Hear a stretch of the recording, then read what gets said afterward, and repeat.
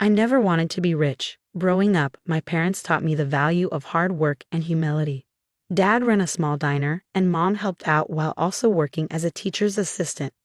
We weren't poor, but we weren't wealthy either, just comfortable enough to be happy. That's why when I inherited my grandfather's real estate empire at 25, I decided to keep it quiet. I wanted to find someone who would love me for who I was, not for my bank account. I continued working as a waitress at Charlie's Diner, the same place I'd worked through college. That's where I met Michael. He came in every morning for coffee and pancakes, always sitting in my section.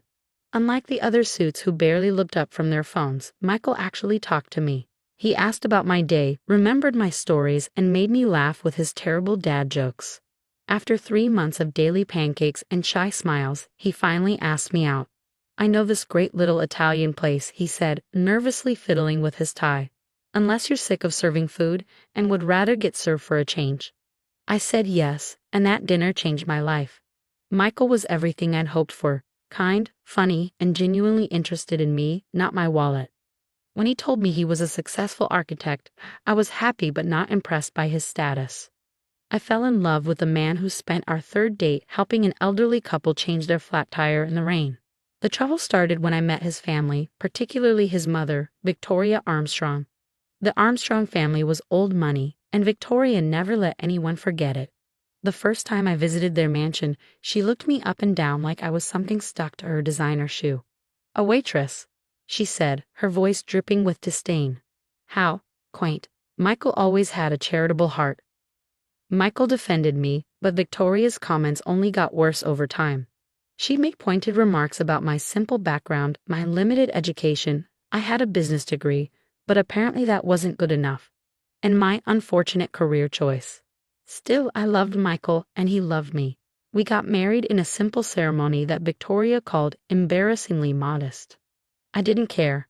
I was happy, and my secret fortune remained safe in the various corporations and trusts my grandfather had set up. Everything changed at Victoria's annual summer gala.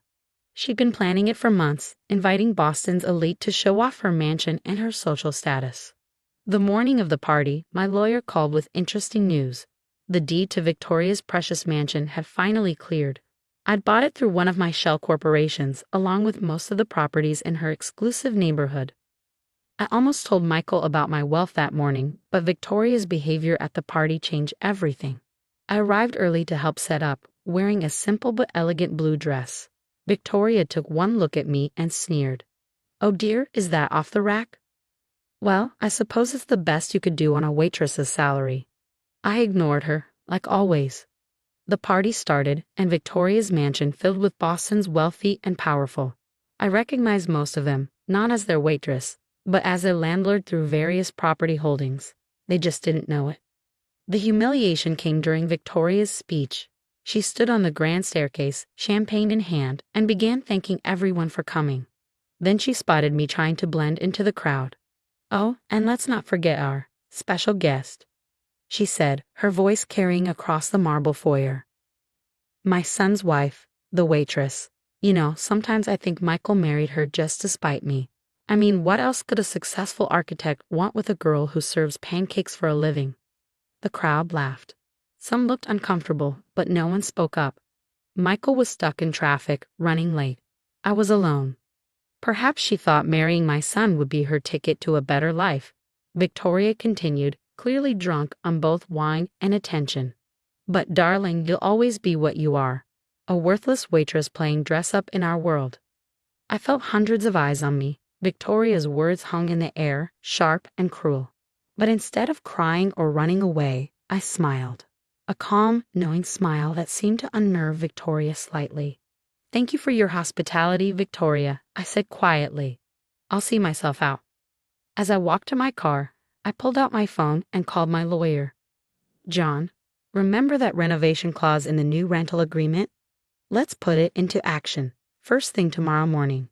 I drove home to wait for Michael, knowing that Victoria's perfect world was about to crumble.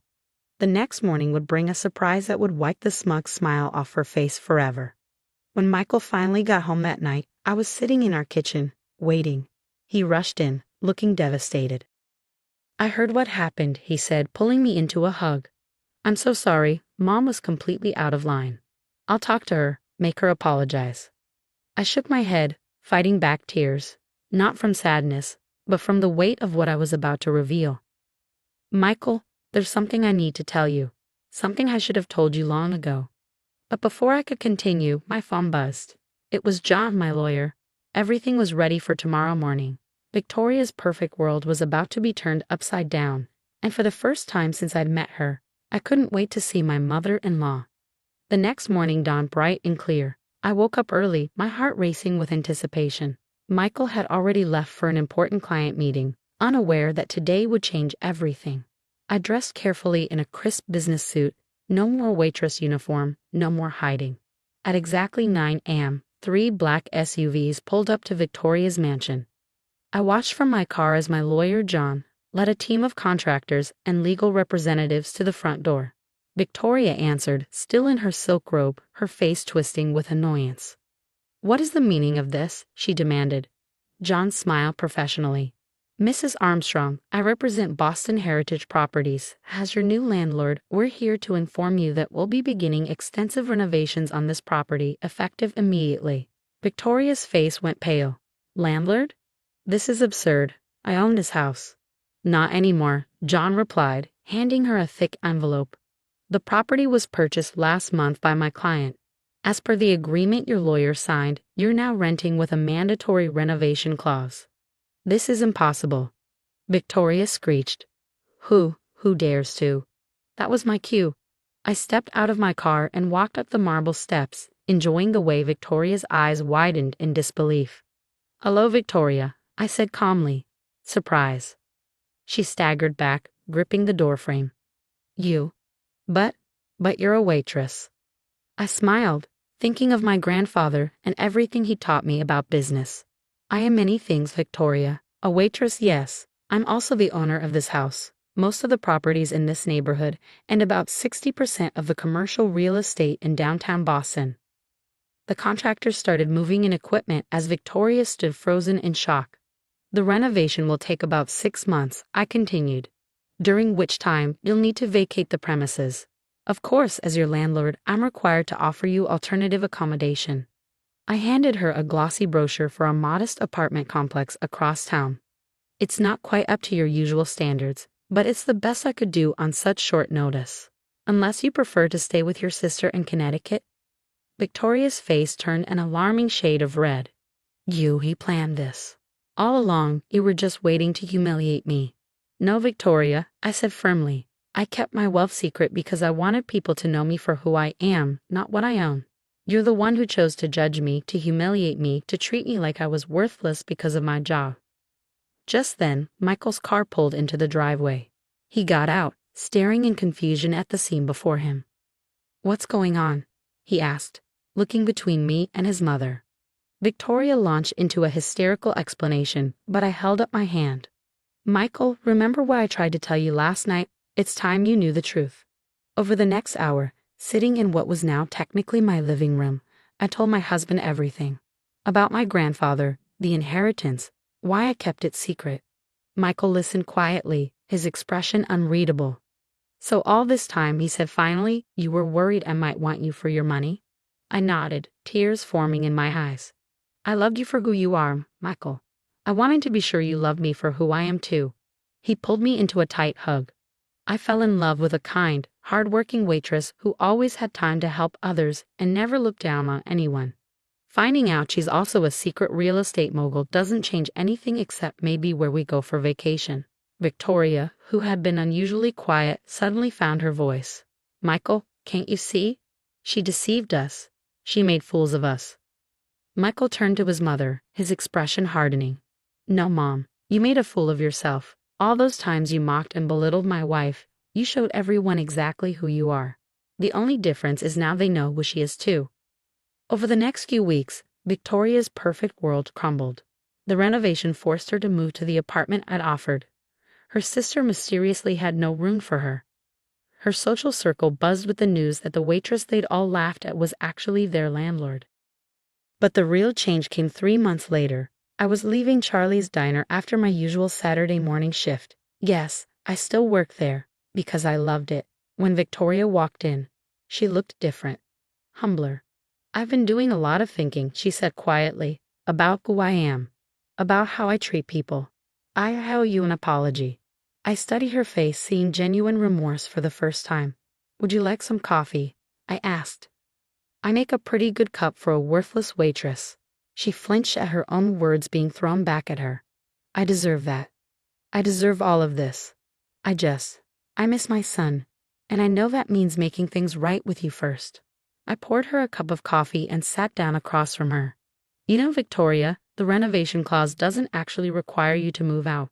I just wanted you to understand what it feels like to have your world turned upside down by someone else's judgment." She stared at me, realization dawning. "You mean you can move back into the mansion once you've learned to treat people with respect, regardless of their job or bank account? Real respect, not just politeness because I'm your landlord." Victoria took a shaky breath. "I'd like that. And maybe you could teach me how to make those pancakes Michael loves so much." I couldn't help but smile. "We'll start with coffee basics and work our way up." That day marked a new beginning. Victoria did move back into the mansion eventually, but not before spending 6 months working part-time at the diner with me. She learned every employee's name, their stories, their dreams. She learned that worth isn't measured by wealth or status, but by how you treat others. Michael and I moved into a penthouse downtown, but we kept our modest apartment too. I continued working at the diner because it reminded me of who I was and what really mattered. My grandfather's legacy wasn't just the real estate empire he'd built. It was the values he taught me about hard work, humility, and treating everyone with dignity. Every Sunday now, Victoria joins us for brunch. She makes the coffee herself, and nobody cares that it's not quite as good as mine. What matters is that she finally understands. True worth isn't about owning a mansion. It's about being the kind of person who deserves to live in one. As for me, I'm still that waitress who serves pancakes with a smile. I'm also a wife, a businesswoman, and now, surprisingly, a mother-in-law's teacher in the art of humility. But most importantly, I'm myself. And that's worth more than all the mansions in